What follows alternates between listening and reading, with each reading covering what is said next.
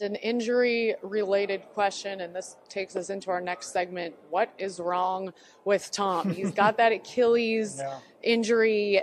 Doug, Zach, you guys, from what you can tell, do you think that this is nagging at him more than we've been led to believe by the team, given what we saw from him Monday night?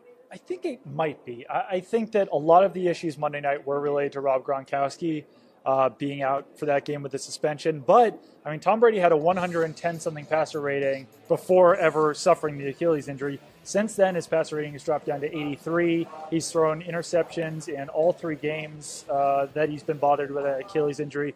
Had 2 in this game against the Dolphins, and just seemed like he wasn't able to put quite as much juice on the ball on a few passes out there. Not only the deep balls that were intercepted, but there's also a back shoulder throw to Brandon Cooks down the sideline that, if the timing had been better on the play, it probably would have been a reception. But the ball floated a little bit out there, and the Dolphins cornerback, I believe it was Xavier Howard, was able to get his hand on the ball. So that's something that you don't typically see out of Tom Brady, and I think that Achilles probably is bothering him, but maybe it will get better by the time the playoffs roll around. But for now, he might not be the same exact Tom Brady that we were seeing earlier in the season. Yeah, I think it was kind of a perfect storm of negativity, I guess, almost for the Patriots in this past game, because they weren't getting none of their receivers were getting open in kind of the intermediate space, and their kind of short passes, screen passes, weren't really working out for most of the game. So it was Tom Brady basically just chucking the ball down the field to Brandon Cooks and Chris Hogan, which, as we saw early this season in Kansas City, or against Kansas City rather,